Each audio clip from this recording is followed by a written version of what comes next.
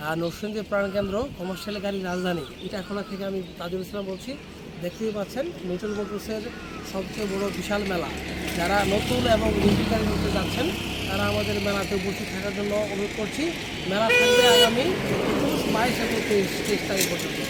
Special discount থাকবে, সর্বনিম্ন 10,000 থেকে 15,000 মতো ডিসকাউন্টের সুযোগ থাকবে। সবাইকে অনুরোধ করছি আমাদের মেলাতে আসার জন্য।